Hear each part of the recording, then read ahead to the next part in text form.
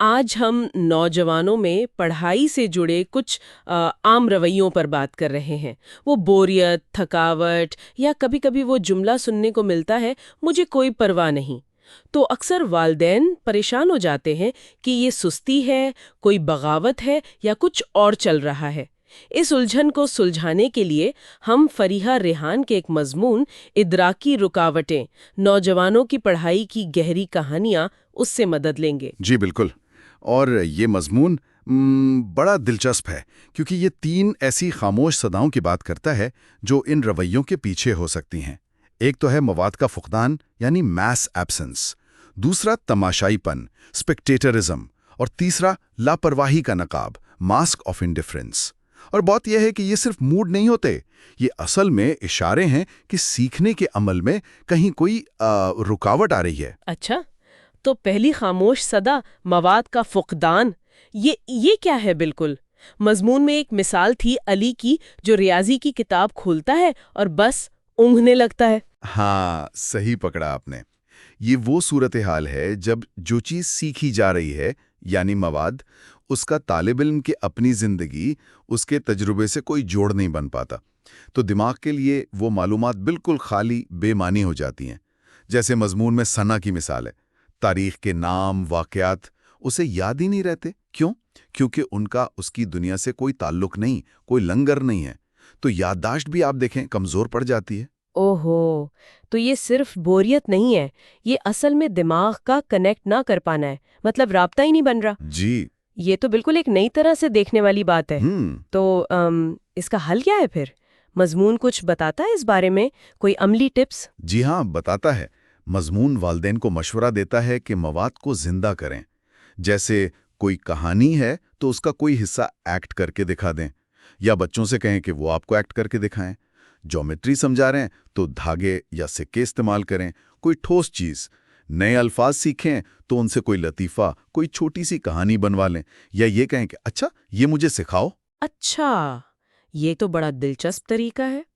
مقصد یہ ہے کہ تجسس پیدا ہو، ایک تعلق بنے، اور ہاں، چھوٹی چھوٹی کامیابیوں کو سراہنا بہت ضروری ہے۔ جیسے اگر بچے نے ایک پیراگراف کا خلاصہ بھی بتا دیا تو اس کی تعریف کریں۔ گویا علم کو ایک تجربہ بنانا ہے، صرف دماغی مشق نہیں۔ اچھا، تو یہ تو ہوئی ایک بات، مواد کا فقدان۔ اب یہ دوسری صورتحال کیا ہے؟ مضمون نے اسے تماشائی پن کہا ہے، یہ کیسا رویہ ہے؟ دیکھیں، تماشائی پن وہ ہے جہاں بچہ جسمانی طور پر تو کلاس میں ہے، اسکول جا رہا ہے، شاید نوٹس بھی لے رہا ہے، جیسے بلال کی مثال ہے، مگر جو سیکھ رہا ہے وہ اسے یاد نہیں رہتا۔ وہ ایسے ہے جیسے اسٹیڈیم میں بیٹھا کوئی شخص کھیل تو دیکھ رہا ہے مگر کھیل کا حصہ نہیں ہے۔ ذہنی طور پر غیر حاضر۔ بالکل، ذہنی طور پر غیر حاضر، اور اس کی جڑ اکثر ہوتی ہے ناکامی کا ڈر یا مذاق بننے کا خوف۔ اگر تنقید ہو یا بہت زیادہ دباؤ ہو تو بچہ اور پیچھے ہٹ جاتا ہے۔ وہ سوچتا ہے کہ کچھ غلط کرنے سے تو بہتر ہے کہ میں کچھ کروں ہی نہ۔ ایک طرح سے وہ خود کو بچا رہا ہوتا ہے۔ ہاں، یہ تو میں نے دیکھا ہے، کافی عام لگتا ہے۔ مضمون میں وہ نمرا کی کہانی بھی تھی نا، جو تنقید کی وجہ سے شاعری کرنا چھوڑ دیتی ہے، بالکل ایک تماشائی بن جاتی ہے۔ لیکن جب اس کی والدہ صرف حوصلہ افزائی کرتی ہیں بغیر تنقید کے، تو وہ دوبارہ کوشش کرنے لگتی ہے۔ یہ واقعی سوچنے پر مجبور کرتا ہے کہ ہمارا رد عمل کتنا فرق ڈال سکتا ہے۔ بہت زیادہ فرق ڈالتا ہے۔ اس کیفیت سے نکالنے کے لیے سب سے اہم چیز ہے ایک محفوظ ماحول دینا۔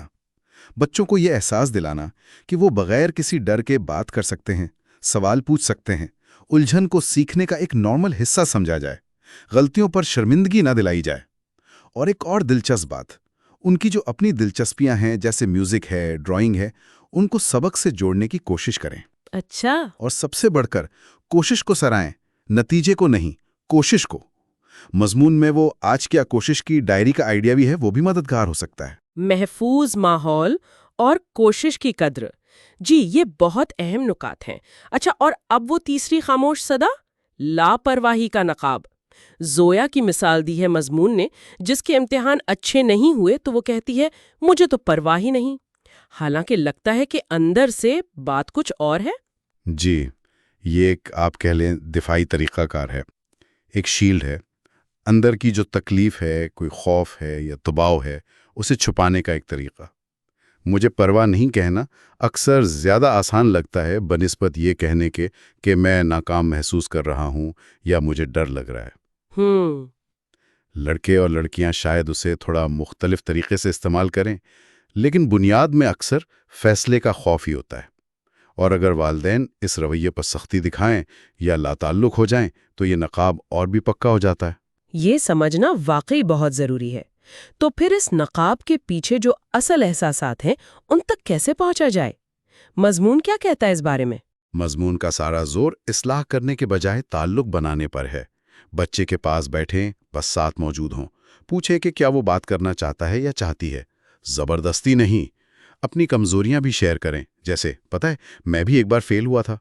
اس سے انہیں حوصلہ ملتا ہے۔ جی کوشش کی تعریف کریں، چاہے نتیجہ کچھ بھی ہو۔ چھوٹے قابل عمل قدم اٹھانے میں مدد کریں، جیسے چلو آج صرف نوٹس ترتیب دے لیتے ہیں، یا چلو صرف 15 منٹ پڑھتے ہیں۔ انہیں اپنے جذبات کو بیان کرنے کے لیے الفاظ سکھائیں، اور گھر میں غلطیوں کو ایک نارمل چیز بنائیں۔ تعلق، ہمدردی اور چھوٹے قدم، یہ واقعی بہت عملی مشورے لگ رہے ہیں۔ جی، تو خلاصہ یہ ہے کہ یہ جو رویے ہیں، بوریت، لاتعلقی، لاپرواہی، یہ صرف مسئلہ نہیں ہے، یہ اصل میں مدد کے لیے پکار ہیں۔ نوجوان یہ اشارہ دے رہے ہیں کہ انہیں مدد چاہیے، محسوس کرنے میں، جڑنے میں اور دوبارہ یقین کرنے میں۔ ہمارا کام صرف مسئلے کو ٹھیک کرنا نہیں ہے، بلکہ ان کی جو اندرونی کشمکش ہے اسے سمجھنا ہے اور انہیں محفوظ محسوس کروانا ہے۔ بالکل۔ اور جیسا کہ مضمون میں بھی کہا گیا ہے، جب ہم اپنا رد عمل بدلتے ہیں تو وہ بھی خود کو ایک مختلف نظر سے دیکھنے لگتے ہیں۔ شاید اصل تبدیلی یہیں سے شروع ہوتی ہے۔ ایک آخری بات جو ذہن میں آتی ہے، اگر یہ خاموش صدائیں ہیں تو سیکھنے کے اس پورے ماحول میں اور کون سے ایسے لطیف اشارے ہو سکتے ہیں جنہیں ہم شاید نظر انداز کر رہے ہوں؟